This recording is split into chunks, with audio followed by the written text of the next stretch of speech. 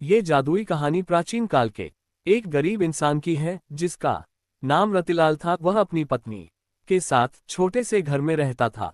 रतिलाल दैनिक भिक्षा मांगने जाया करता और जो कुछ भी मिलता उससे अपना और अपनी पत्नी का जीवन यापन किया करता। एक बार सारा दिन भिक्षा मांगने के बाद उसे केवल एक मुट्ठी चावल हाथ लगे और वह अपने घर पहुंचा तो उसकी पत्नी दुखी होकर बोली, घर में तो अनाज का एक दाना भी नहीं बचा है और आप एक मुट्ठी चावल ही लाए हैं।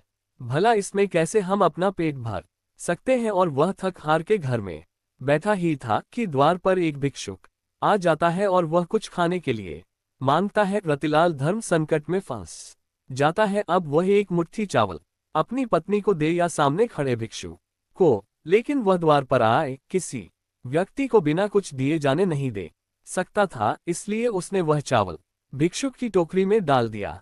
रतिलाल की पत्नी अंदर काम कर रही थी और जैसे ही वह बाहर आई तो रतिलाल ने भिक्षुक को चावल देने वाली बात बता दी और इस बात को सुनते ही रतिलाल की पत्नी गुस्से में आ गई। तभी रतिलाल ने बताया, चावल के बदले भिक्षु उसे एक पतीला दे गए हैं और उन्होंने कहा है कि अब से खाना इसी में बनाना। रतिलाल की पत्नी गुस्से से कहती है, क्या इसमें पानी उबाल कर दूं, क्योंकि अनाज तो है नहीं और जो आप लाए थे उसको भी दान दे दिया। और जैसे ही वह पतीले को उठाती है तो उसे कुछ वजन का एहसास होता है और वह पतीले को खोलकर देखती है तो चौंक जाती है, क्योंकि उसमें इन दोनों के लिए पका हुआ खाना रखा होता है।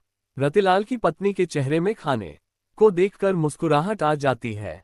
दरअसल उसने कई दिनों से ठीक से खाना नहीं खाया था, लेकिन रतिलाल यह नहीं समझ पा रहा था कि वह भिक्षु तो उसे खाली पतीला देकर गया था, तो इसमें खाना कहाँ से आया। और वह आश्चर्य से यह बात अपनी पत्नी को कहता है, लेकिन वह कई दिनों से भूखी है, इसलिए उसकी बात नजरअंदाज करके खाने को घूरती रहती है और अपने पति से कहती है, बड़े दिनों बाद इतना स्वादिष्ट भोजन देखने को मिला, चलिए खाते हैं। और रतिलाल खाना खाने बैठ जाता है, लेकिन अभी भी उसका ध्यान उसी बात पर टिका होता है, क्या ये बर्तन जादुई पतीला है। भोजन करने के बाद वह अपनी पत्नी से अपने दिमाग में चल रही उथल पुथल के चलते ये बात कहने से अपने आप को रोक नहीं पाया कि जरूर यह जादुई पतीला है जिससे इच्छानुसार भोजन प्राप्त किया जा सकता है। तभी दोनों ने मिलकर पतीले का परीक्षण करने का विचार बनाया और पतीला खाली करके पतीले से दोबारा भोजन बनाने का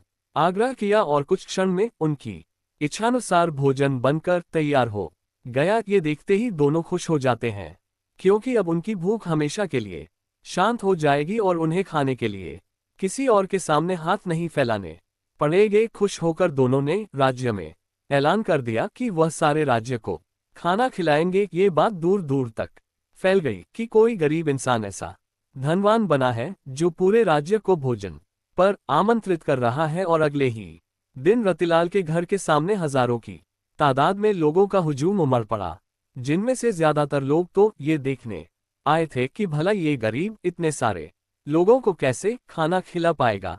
लेकिन देखते ही देखते एक से एक व्यंजन सबके सामने रख दिए गए और सभी को खुला आमंत्रण दे दिया गया, जितना खाना हो उतना खाए और जरूरत पड़े तो घर भी ले जाए। ये सुनते ही राज्य के सभी लोगों ने जी भर के खाना खाया और अपने साथ अपने परिवार के लिए भी लेकर गए, लेकिन खाना खत्म नहीं हुआ। ये देखकर कुछ लोगों के मन में शंका उत्पन्न होने लगी है और उन्होंने राजा से जाकर शिकायत कर दी कि महाराज, जरूर उसने कहीं से चोरी की है, कि अन्यथा उसके पास इतना धन कहाँ से आएगा कि वह पूरे राज्य को भोजन करवा सके। और राजा भी सच जानना चाहता था। राजा ने रतिलाल को अपने दरबार बुलवाया। रतिलाल ने जादुई पतीले की बात राजा से कह दी। राजा के मन में पतीले की बात सुनते ही लालच आ गया और उसने रतिलाल से वह पतीला प्राप्त कर लिया, लेकिन राजा के हाथ में पतीला आते ही बेअसर हो गया। राजा को लगा कि जादुई पतीले की बात झूठ है और उसने रतिलाल को गिरफ्तार कर लिया और उस पर चोरी का आरोप लगाया गया। रतिलाल सबके सामने चिल्लाता रहा, मैंने चोरी नहीं की, लेकिन उसकी बात पर किसी को यकीन नहीं था। राजा ने आदेश दिया कि रतिलाल का पतीला नदी में विसर्जित कर दिया जाए और रतिलाल जब तक अपनी चोरी की गलती स्वीकार न कर ले तब तक कारागार में ही रखा जाए। और जैसे ही पतीले को पानी में विसर्जित किया जाता है। राजा के महल में चारों तरफ पानी बहने लगता है और देखते ही देखते राजा का महल पानी की बाढ़ से डूबने लगता है।